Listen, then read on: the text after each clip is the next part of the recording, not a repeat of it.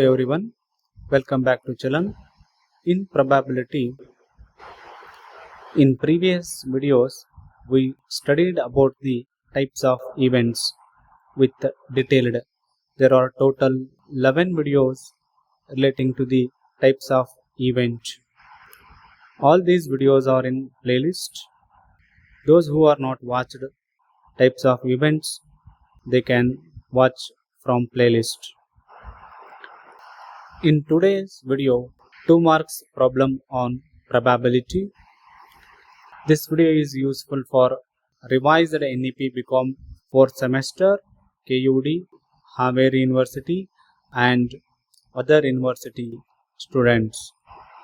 ಈಗಾಗಲೇ 11 ವಿಡಿಯೋಗಳಲ್ಲಿ ನಾವು ಪ್ರೊಬ್ಯಾಬಿಲಿಟಿ ಕಾನ್ಸೆಪ್ಟ್ ಮತ್ತು types of event the detailed meaning with example ಅನ್ನು ನೋಡಿವಿ.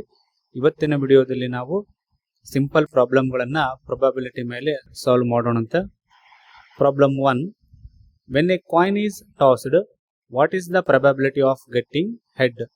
ಒಂದು ಕಾಯಿನ್ ಅನ್ನ ಟಾಸ್ ಮಾಡಿದಾಗ ಹೆಡ್ ಬರುವ ಪ್ರೊಬ್ಯಾಬಿಲಿಟಿ ಎಷ್ಟು ಅಂತ ಇಲ್ಲಿ ಕ್ವಶನ್ ಅನ್ನ ಕೇಳಿದಾರ. ಯಾವುದೇ ಪ್ರಾಬ್ಲಮ್ ಇರಲಿ, 5 ಮಾರ್ಕ್ಸು ಅಥವಾ 15 ಮಾರ್ಕ್ಸು 2 ಮಾರ್ಕ್ಸು, ನಾವು ಶಾಂಪಲ್ ಸ್ಪೇಸ್ ಏನು ಅಂತ ಬರ್ಕೋಬೇಕು, ಈವೆಂಟ್ ಏನು ಹೇಳಿದಾರ ಅನ್ನೋದನ್ನ ಕ್ಲಿಯರ್ ಆಗಿ ಬರ್ಕೋಬೇಕು. ಥರ್ಡ್ ಒನ್ ಏನು ಅಂತಂದ್ರೆ ಅದರ ಪ್ರೊಬ್ಯಾಬಿಲಿಟಿಯನ್ನ ಬರಿಬೇಕು. ಪ್ರತಿಯೊಂದು ಪ್ರಾಬ್ಲಮ್ಗೂ ಕೂಡ ಈ 3 ಸ್ಟೆಪ್ಗಳನ್ನ ನೀವು ಅನುಸರಿಸಿ ಪ್ರಾಬ್ಲಮ್ ಅನ್ನ ಸಾಲ್ವ್ ಮಾಡಬೇಕು. ಶಾಂಪಲ್ ಸ್ಪೇಸ್ ಅಂದ್ರೆ ಏನರ್ಥ? ಟೋಟಲ್ ಔಟ್ಕಮ್ಸ್ ಗಳು ಏನ್ ಬರ್ತಿರ್ತಾವಲ್ಲ ಅದು. ಈವೆಂಟ್ ಅಂತಂದ್ರೆ ಅವ್ರು ಹೇಳಿರ್ತಾರ ಯಾವ ಈವೆಂಟ್ ಬೇಕು ಅಲ್ಲಿ ಅಂತ ಹೇಳಿ. ಗೆಟ್ಟಿಂಗ್ ಹೆಡ್ ಅಥವಾ ಪಿಕ್ಕಿಂಗ್ ಮಾಡುವಾಗ ಯಾವ ಕಲರ್ ಚಾಕ್ಲೇಟ್ ಪಿಕ್ ಮಾಡ್ತೀವಿ, ಬಾಲ್ ಪಿಕ್ ಮಾಡುವಾಗ ಯಾವ ಕಲರ್ ಬಾಲ್ ಪಿಕ್ ಮಾಡ್ತೀವಿ, ಅಥವಾ ಪ್ಲೇಯಿಂಗ್ ಕಾರ್ಡ್ ಒಳಗೆ ಯಾವ ನಂಬರ್ದ ಕಾರ್ಡ್ ಅನ್ನ ನಾವು ತೆಗಿತೀವಿ ಅಂತ ಹೇಳಿ ಅವರು ಈವೆಂಟ್ ಅನ್ನ ಮೆನ್ಷನ್ ಮಾಡಿರ್ತಾರ. ಇವೆರಡನ್ನ ನೀವು ಕರೆಕ್ಟ್ ಬರ್ಕೊಂಡ್ರಿ, ಅಬ್ಸರ್ವ್ ಮಾಡಿ ಅಂದ್ರೆ ನಿಮ್ದ 50% ಪ್ರಾಬ್ಲಮ್ ಕಂಪ್ಲೀಟ್ ಆದಂಗ. ಈ ಪ್ರಾಬ್ಲಮ್ ಸೊಲ್ಯೂಷನ್ ನೋಡೋದಾದ್ರೆ ಫಸ್ಟ್ ನಾವು ಶಾಂಪಲ್ ಸ್ಪೇಸ್ ಏನು ಅಂತ ನೋಡಿದ್ರೆ, ಒಂದು ಕಾಯಿನಿಗೆ ಶಾಂಪಲ್ ಸ್ಪೇಸ್ ಅಂತ ತಗೊಂಡ್ರೆ ಏನು 2 ಪಾಸಿಬಿಲಿಟೀಸ್ಗಳು ಅದಾವು, ಹೆಡ್ ಮತ್ತ ಟೇಲ್.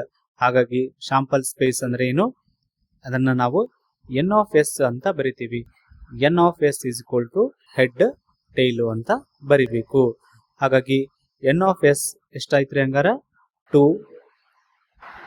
ದೆನ್ ನೆಕ್ಸ್ಟ್ ಈವೆಂಟ್ ಏನ್ ಹೇಳ್ಯಾರ ಅಂತ ನೋಡ್ಬೇಕು. ಈವೆಂಟ್ ಕ್ವಶನ್ ಒಳಗೆ ನೋಡ್ರಿ ಗೆಟ್ಟಿಂಗ್ ಹೆಡ್ ಅಂತ ಹೇಳ್ಯಾರ. ಹಾಗಾಗಿ ಈವೆಂಟ್ ಏನು ನಮ್ದು? ಈವೆಂಟ್ ಎ ಗೆಟ್ಟಿಂಗ್ ಹೆಡ್ ಅಂತ ನೀವು ಬರ್ಕೋಬೇಕು. ಎನ್ ಆಫ್ ಎ, ಒಂದು ಕಾಯಿನ್ ದಲ್ಲಿ ಹೆಡ್ ಇರೋದೆಷ್ಟು? ಇಲ್ಲಿ ನೋಡ್ರಿ, ಅಬ್ಸರ್ವ್ ಮಾಡ್ರಿ, ಶಾಂಪಲ್ ಸ್ಪೇಸ್ ಒಳಗೆ ಹೆಡ್ ಒಂದೇ ಐತಿ. ಹಾಗಾಗಿ 1 ಅಂತ ಹೆಚ್ಚು ಒಂದ್ ಸಾರಿ ನೀವು ಬರಿಬೇಕು. N of A is equal to ಎಷ್ಟಾತ್ರಿ? ಹಾಗಾಗಿ 1 ಅಂತ ಆಯ್ತು. ಥರ್ಡ್ ಸ್ಟೆಪ್ ಒಳಗೇನು ಪ್ರೊಬ್ಯಾಬಿಲಿಟಿ ಆಫ್ ಎ ಅಂತ ನಾವು ಬರಿಬೇಕು. Probability of A is equal to n of a divided by n of s. n of a ಇಲ್ಲಿ ಬರ್ದಿರ್ತೀರಿ ನೀವು ಆಲ್ರೆಡಿ, n of s ಕೂಡ ಫಸ್ಟ್ ಬರ್ಕೊಂಡಿರ್ತೀರಿ. n of a ಎಷ್ಟು ಇರೋದು? 1 divided by, then s ಎಷ್ಟು ಇರೋದು? 2. 1 divided by 2 ಅಂತ ಬರೆದ್ರೆ ನಿಮ್ಮ ಆನ್ಸರ್ ಕಂಪ್ಲೀಟ್ ಆಗತ್ತ. Second problem, when a dice is rolled, what is the probability that the face number 5 turns up? ಒಂದು ದಾಳವನ್ನ ಒಗೆದಾಗ 5 ನಂಬರ್ ಬರೋ ಪಾಸಿಬಿಲಿಟಿ ಎಷ್ಟು, ಅದರ ಪ್ರೊಬ್ಯಾಬಿಲಿಟಿ ಏನು ಅಂತ ಕೇಳ್ಯಾರ. ಶಾಂಪಲ್ ಸ್ಪೇಸ್ ಇಲ್ಲಿ ನೋಡೋದಾದ್ರ ಒಂದು ಡೈಸ್ ನಲ್ಲಿ ಎಷ್ಟು ಇರ್ತಾವ ನಂಬರ್? 1 ರಿಂದ 6 ನಂಬರ್ ಇರ್ತಾವ. Sample space is equal to 1 2 3 4 5 6. ಅದನ್ನು ನಾವು ಎನ್ ಆಫ್ ಎಸ್ ಅಂತ ಬರಿಬೇಕು. ಈವೆಂಟ್ ಏನ್ ಹೇಳ್ಯಾರ ಅಂತ ಅಬ್ಸರ್ವ್ ಮಾಡ್ರಿ. 5 ನಂಬರ್ ಬರಬೇಕು, ಟರ್ನ್ ಅಪ್, 5 ನಂಬರ್ ಮ್ಯಾಲ್ ಬರಬೇಕು ಅಂತ ಹೇಳ್ಯಾರ. ಈವೆಂಟ್ ಇಸ್ ಈಕ್ವಲ್ ಟು ಏನಂತ ಬರಿಬೇಕ್ರಿ? 5 ನಂಬರ್ ಅಂತ ಬರಿಬೇಕು. ಗೆಟ್ಟಿಂಗ್ 5. ಈ ಒಂದು ಡೈಸ್ ಒಳಗ ಅಬ್ಸರ್ವ್ ಮಾಡ್ರಿ, ಶಾಂಪಲ್ ಸ್ಪೇಸ್ ಒಳಗ 5 ಎಷ್ಟು ಸತಿ ಐತ್ರಿ? ಓನ್ಲಿ 1 ಟೈಮ್ ಐತಿ. ಹಾಗಾಗಿ ಏನಾತ್ರಿ ಇಲ್ಲಿ ಎನ್ ಆಫ್ ಎ ಅಂದ್ರ N of A is equal to ಎಷ್ಟಾಗತ್ರಿ? 1 ಆಗತ್ತ. ದೆನ್ ಲಾಸ್ಟ್ ಸ್ಟೆಪ್ ಏನು ಅಂದ್ರೆ ಇದರಲ್ಲಿ probability of A is equal to n of a divided by n of s. n of a ಎಷ್ಟು? 1 divided by n of s ಎಷ್ಟಿದೆ? 6. Simple problem. 1 divided by 6 ಬರೆದ್ರೆ ನಿಮ್ಮ answer complete ಆಗತ್ತೆ. Problem ಮೂರನೇದು, what is the probability of getting female when A baby is Born? ಒಂದು baby Born ಆದಾಗ female getting the probability ಹೇಳ್ರಿ ಅಂತ ಹೇಳ್ಯಾರ. ಇಲ್ಲಿ ನಮ್ಗೆ ಶಾಂಪಲ್ ಸ್ಪೇಸ್ ಅಂತ ತಗೊಂಡ್ರೆ ಏನು, ಮೇಲ್ ಮತ್ತು ಫಿಮೇಲ್ ಬರ್ತ್ ಆದಾಗ ಎರಡು ಜೆಂಡರ್ದ ಬೇಬಿಗಳು ಬರ್ತ್ ಆಗೋ ಸಾಧ್ಯತೆಗಳು ಇರ್ತೈತಿ. ಹಾಗಾಗಿ sample space n of S is equal to male ಮತ್ತು ಫಿಮೇಲ್ ಅಂದ್ರೆ ಎನ್ ಆಫ್ ಎಸ್ ಎಷ್ಟಾತ್ರಿ, 2 ಕೌಂಟ್ ಮಾಡ್ಬೇಕು, ಇದು 1 2, ಹಾಗಾಗಿ 2 ಅಂತ ನಾವಿಲ್ಲಿ ಬರಿಬೇಕು. ಈವೆಂಟ್ ಏನ್ ಹೇಳ್ಯಾರ ಅಂತಂದ್ರೆ ಇಲ್ಲಿ ನಾವು ನೋಡೋದಾದ್ರ ಗೆಟ್ಟಿಂಗ್ ಫಿಮೇಲ್ ಬೇಬಿ ಬಾರ್ನ್ ಆಗ್ಬೇಕು ಅಂತ ಹೇಳ್ತಾರೆ. ಫಿಮೇಲ್ ಬಾರ್ನ್ ಆಗೋದು ನೋಡೋದಾದ್ರೆ ನಾವಿಲ್ಲಿ ಶಾಂಪಲ್ ಸ್ಪೇಸ್ ಒಳಗೆ ಅಬ್ಸರ್ವ್ ಮಾಡ್ರಿ, ಫಿಮೇಲ್ ಅನ್ನೋದು 1 ಸಾರಿನ ಐತಿ, ಹಾಗಾಗಿ 1 ಅಂತ ಅರ್ಥ. ಇಲ್ಲೇನು ಎನ್ ಆಫ್ ಎ ಅನ್ನ ನಾವು ಬರ್ಕೋಬೇಕು. Event female baby born N of A is equal to 1 ಸಾಧ್ಯತೆ ಇರೋದ್ರಿಂದ ಏನಪ್ಪಾ ಅಂತಂದ್ರೆ N of A is equal to 1 ಅಂತ ನಾವು ಬರಿಬೇಕು. ಸೇಮ್ ಫಾರ್ಮುಲಾ ಅಪ್ಲೈ ಮಾಡೋದು, N of A divided by N of S 1 divided by 2 ಅಂತ ಬರೆದ್ರೆ ನಿಮ್ಮದು ಆನ್ಸರ್ ಕಂಪ್ಲೀಟ್ ಆಗತ್ತೆ. Then another problem, a dice is thrown once, what is the probability of getting an odd number ಅಂತ ಹೇಳ್ಯಾರ. ಒಂದು dies ಅನ್ನ throw ಮಾಡಿದಾಗ odd number ಬರುವ ಪಾಸಿಬಿಲಿಟಿಗಳು ಏನು ಅಂತ ಇಲ್ಲಿ ಕೇಳ್ಯಾರ. ಶಾಂಪಲ್ ಸ್ಪೇಸ್ ಬರ್ಕೋಬೇಕು 1ನೇ ಸ್ಟೆಪ್ ಒಳಗ.